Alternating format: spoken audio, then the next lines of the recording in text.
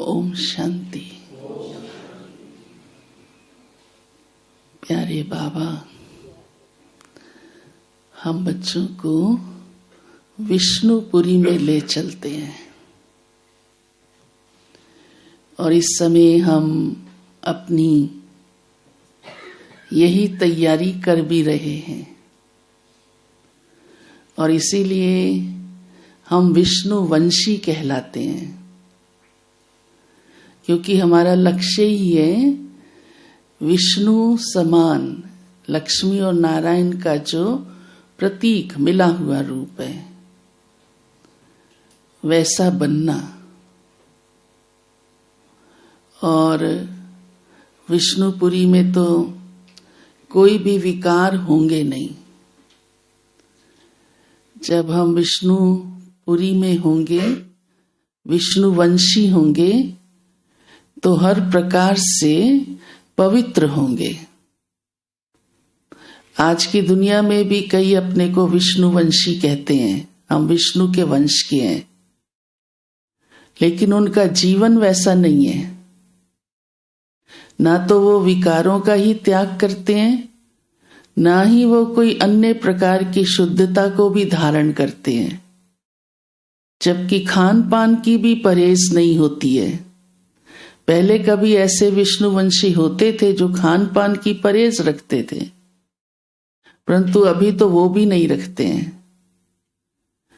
लेकिन बाबा हम बच्चों को इस समय सभी प्रकार की परहेज कराता है।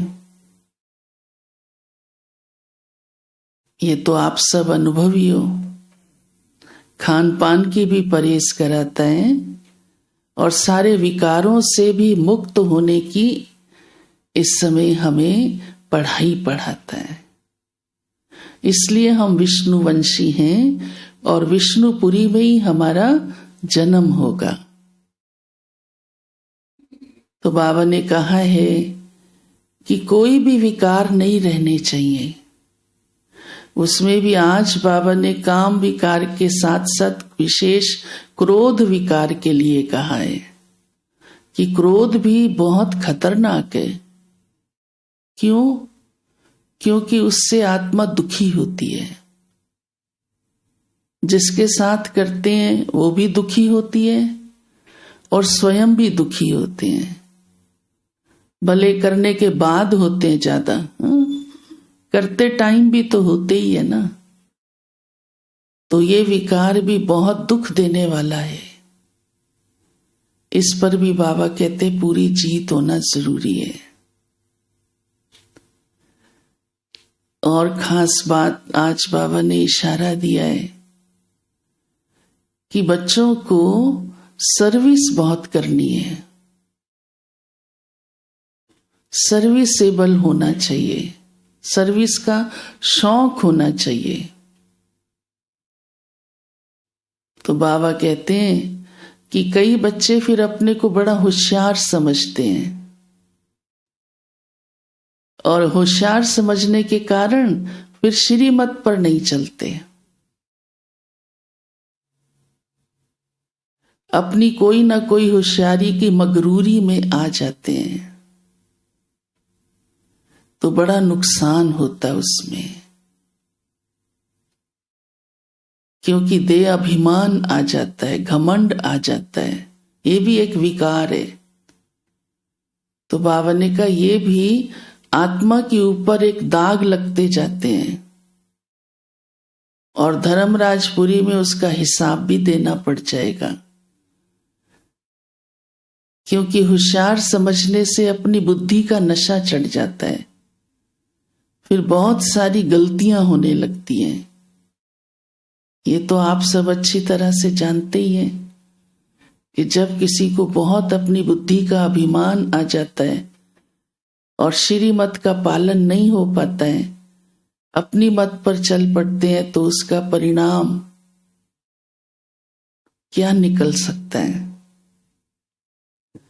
तो बाबा ने इस बात के लिए अलर्ट किया है कि कभी भी अपने को बहुत होशियार या बहुत समझदार भी समझ लेते हैं ना, तो भी फिर जो समझ मिलती है उसको नहीं समझते, उसको अवॉइड कर जाते हैं।